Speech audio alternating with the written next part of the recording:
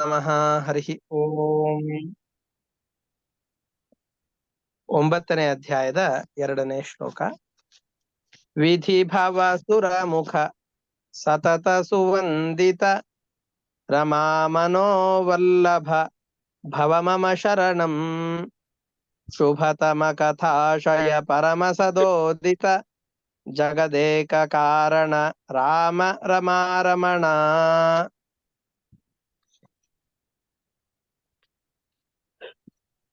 ವಿಧಿ ಅಂತಂದ್ ಹೇಳಿದ್ರೆ ಚತುರ್ಮುಖ ಬ್ರಹ್ಮದೇವರು. ಭವ ಅಂತಂದ್ ಹೇಳಿದ್ರೆ ರುದ್ರದೇವರು. ವಿಧಿ ಭವ ಅಂತಂದ್ ಹೇಳಿದ್ರೆ ರುದ್ರ ಬ್ರಹ್ಮದೇವರು. ಇವರಿಂದ ಸತತ ಸುವಂದಿತ ನಿರಂತರವಾಗಿ ನಮಸ್ಕರಿಸಲ್ಪಟ್ಟವನೇ.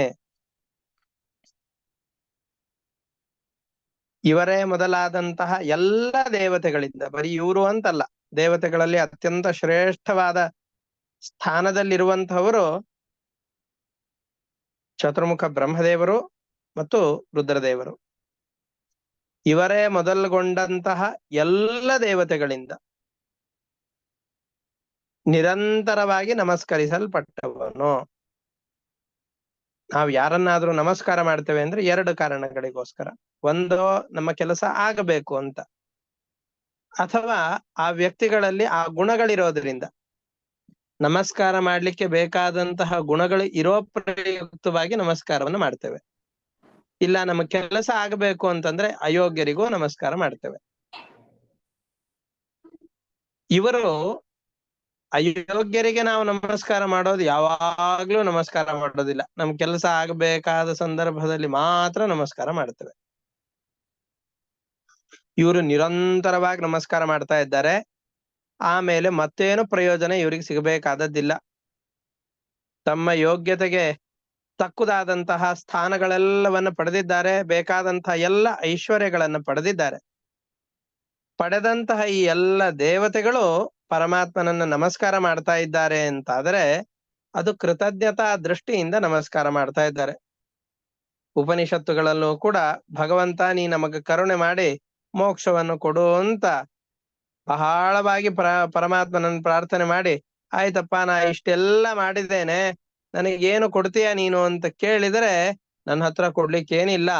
ಭೂಯಿಷ್ಟಾಂತೆ ನಮ ಉಕ್ತಿಂ ವಿಧೇಮ, ಈಶಾವಾಸ್ಯೋಪನಿಷತ್ತಿನ ಕೊನೆಯಲ್ಲಿರುವಂತಹ ಒಂದು ಮಂತ್ರ. ನಿನಗೆ ನಮಃ ನಮಃ ಅಂತ ಹೇಳ್ತಾ ಹೇಳ್ತಾ ನಮಸ್ಕಾರವನ್ನು ಮಾಡಿಯೇನೆ ಹೊರತಾಗಿ ಇದಕ್ಕಿಂತ ಅತಿರಿಕ್ತವಾದಂತಹ ಯಾವ ಉಪಕಾರವನ್ನು ನಿನ್ನ ಮಾಡ್ಲಿಕ್ಕೆ ಆಗೋದಿಲ್ಲ ನನಗೆ. ಯಾಕೆ ಅಂದ್ರೆ ಎಲ್ಲವನ್ನು ಪಡೆದವನು ನೀನು, ನಿನ್ನಿಂದ ಎಲ್ಲವನ್ನು ಪಡೆದಂತಹ ನಾನು ನಿನಗೇನು ಕೊಡ್ಲಿ? ಹಾಗಾಗಿ ಬರೀ ನಮಸ್ಕಾರವನ್ನ ಅಷ್ಟೇ ಮಾಡ್ತೇನೆ ಅಂತ ಸುವಂದಿತ. ವಂದಿತ ಅಂದ್ರೆ ಬರೀ ನಮಸ್ಕಾರ ಹಾಗಲ್ಲ, ಸುವಂದಿತ ಭಕ್ತಿಪೂರ್ವಕವಾಗಿ ವಿನಮ್ರವಾದಂತಹ ಭಾವನೆಯಿಂದ ನಮಸ್ಕೃತನಾಗಿದ್ದಾನೆ ಪರಮಾತ್ಮ. ಯಾರಿಂದ? ವಿಧಿ ಭವ ಮುಖ ಸುರ ಸತತ ಸುವಂದಿತ. ವಿಧಿ ಅಂತಂದ್ರೆ ಬ್ರಹ್ಮದೇವರು, ಭವ ಅಂತಂದ್ರೆ ರುದ್ರದೇವರು, ಇವರೇ ಮುಖ ಮೊದಲ್ಗೊಂಡ ಸುರ ಅಂದ್ರೆ ಎಲ್ಲ ದೇವತೆಗಳಿಂದ ಸತತ ನಿರಂತರವಾಗಿ ಸುವಂದಿತ ನಮಸ್ಕರಿಸಲ್ಪಟ್ಟವನು. ವಿಧಿ ಭವ ಮುಖ ಸುರ ಸತತ ಸುವಂದಿತ, ಇದು ಪರಮಾತ್ಮನಿಗೆ ಒಂದು ವಿಶೇಷಣ, ಅಡ್ಜೆಕ್ಟಿವ್.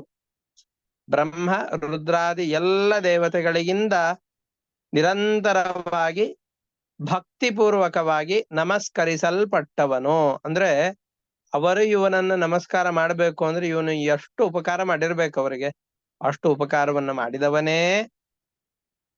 ರಮಾ ಮನೋವಲ್ಲಭ ಭವ ಮಮ ಶರಣಂ. ರಮೆಗೆ ಮನಸ್ಸಿಗೆ ಅತ್ಯಂತ ಪ್ರೀತಿ ಪಾತ್ರನಾದವನೇ. ನಮ್ಮೆಲ್ಲರ ಮನಸ್ಸಿಗೆ ಅತ್ಯಂತ ಪ್ರೀತಿ ಪಾತ್ರವಾದದ್ದು ಯಾವ್ದು ಅಂದ್ರೆ ಸಂಪತ್ತು. ಯಾವ್ದಾದ್ರೂ ದೊಡ್ಡ ಸಂಪತ್ತು ಬರುತ್ತೆ ಅಂತಂದ್ರೆ ನಮ್ಮ ಮನಸ್ಸಿಗೆ ಎಷ್ಟು ಖುಷಿಯೋ. ಹಾಗಾದ್ರೆ ನಮ್ಮೆಲ್ಲರ ಮನಸ್ಸಿಗೆ ವಲ್ಲಭಳಾದವಳು ಯಾರು ಅಂತಂದ್ರೆ ರಮಾದೇವಿ, ಲಕ್ಷ್ಮೀದೇವಿ, ಸಂಪತ್ತು. ನಾವು ಸಂಪತ್ತು ಬಂತು ಅಂತಂದ್ರೆ ಬಾಯಿ ಬಿಟ್ಟುಕೊಂಡು ಆ ಸಂಪತ್ತಿಗೋಸ್ಕರ ಆಸೆ ಬಿಡ್ತಾ ಇರ್ತೇವೆ.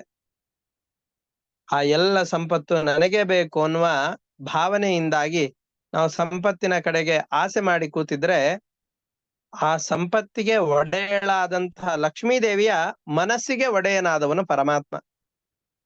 ಅಂದ್ರೆ ಎಲ್ಲರಿಗೆ ಸಂಪತ್ತನ್ನು ಕೊಡುವಂತಹ ಲಕ್ಷ್ಮೀ ದೇವಿಯು ಕೂಡ ಯಾರ ರೂಪಕ್ಕೆ, ಯಾರ ಗುಣಗಳಿಗೆ ಮನಸೋತಿದ್ದಾಳೋ ಅಂತಹ ಪರಮಾತ್ಮನೇ ರಮಾ ಮನೋವಲ್ಲಭ ಭವ ಮಮ ಶರಣಂ, ನನಗೆ ನೀನು ರಕ್ಷಕನಾಗೋ. ನಮಗೆ ಏನಾದ್ರೂ ಕಷ್ಟ ಬಂತು ಅಂತಂದ್ರೆ LIC ಅಲ್ಲಿ ಹಾಕ್ಬೇಕು, ಬ್ಯಾಂಕಲ್ಲಿ FD ಇಡ್ಬೇಕು, ಇಲ್ಲೊಂದಿಷ್ಟು ದುಡ್ಡು ಇಡ್ಬೇಕು, ಮ್ಯೂಚುವಲ್ ಫಂಡ್ ಎಲ್ಲ ಹಾಕ್ಬೇಕು, ಶೇರ್ ಅಲ್ಲಿ ಹಾಕ್ಬೇಕು ಅಂತ ದುಡ್ಡನ್ನೆಲ್ಲವನ್ನು ಕೂಡ ಪೇರಿಸಿ ಇಡ್ತೇವೆ. ಯಾಕೆ ಅಂದ್ರೆ ಕಷ್ಟ ಕಾಲದಲ್ಲಿ ಆಗ್ಲಿ ಅಂತ.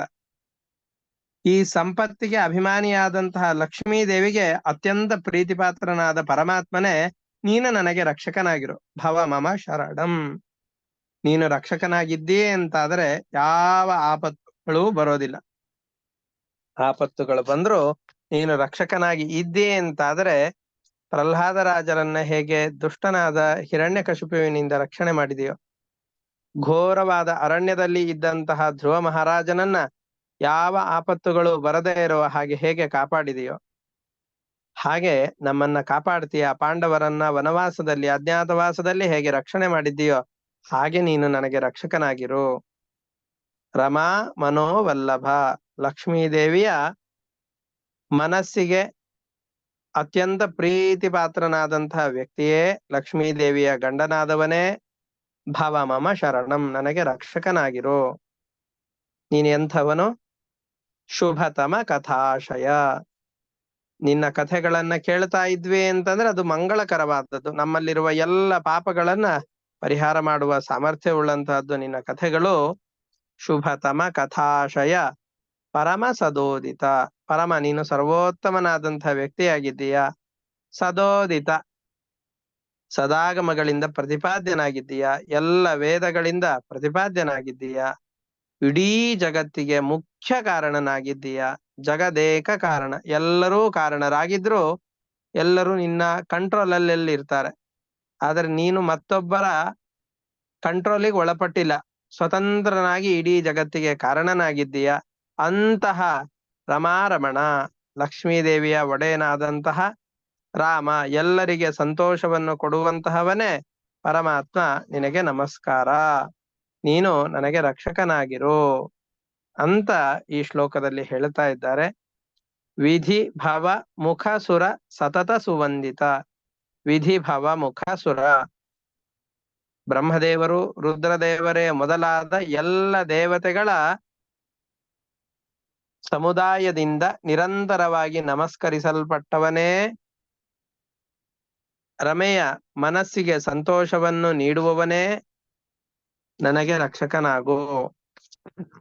ನಿನ್ನ ಕಥೆಗಳನ್ನ ಕೇಳಿದರೆ ನಮ್ಮಲ್ಲಿರುವಂತಹ ಎಲ್ಲ ಪಾಪಗಳು ನಾಶವಾಗತ್ತೆ. ನೀನು ಸರ್ವೋತ್ತಮನಾಗಿದ್ದಿ, ಸಕಲ ವೇದಗಳಿಂದ ಪ್ರತಿಪಾದ್ಯನಾಗಿದ್ದಿ, ಜಗತ್ತಿಗೆ ಪ್ರಧಾನ ಕಾರಣನಾಗಿದ್ದಿ, ಲಕ್ಷ್ಮೀದೇವಿಗೆ ಗಂಡನಾಗಿದ್ದಿ, ಎಲ್ಲರಿಗೆ ಸಂತೋಷವನ್ನು ಕೊಡುವವನಾಗಿದ್ದಿ. ನೀನು ನನಗೆ ರಕ್ಷಕನಾಗಿರು. ಇಂತಹ ನೀನು ರಕ್ಷಕನಾಗಿದ್ದೆ ಅಂತಂದ್ರೆ ನನಗೆ ಯಾವ ಆಪತ್ತುಗಳ ಭಯವೂ ಕೂಡ ಇಲ್ಲ ಅಂತ ಈ ಶ್ಲೋಕದಲ್ಲಿ ನಿರೂಪಣೆ ಮಾಡ್ತಾ ಇದ್ದಾರೆ. ಇಷ್ಟಕ್ಕೆ ಇವತ್ತಿನ ಪಾಠವನ್ನು ನಿಲ್ಲಿಸ್ಕೊಂಡಿರೋಣ. ಇದರಲ್ಲಿ ಏನಾದ್ರೂ ಸಂಶಯಗಳಿತ್ತು ಅಂತಂದ್ ಹೇಳಿದ್ರೆ ಕೇಳಬಹುದು. ಯಾವ್ದಾದ್ರು ಪದಗಳಿಗೆ ಅರ್ಥ ಗೊತ್ತಿಲ್ಲ ಅಂತಂದ್ರೆ ಕೇಳಬಹುದು. ಸ್ವಲ್ಪ ಹೊತ್ತು ಕಟ್ಟಾಗಿತ್ತು ಗುರುಗಳೇ. ಹೌದಾ? ಹೌದು. ಎಲ್ರಿಗೂ ಕಟ್ಟಾಗಿತ್ತಾ?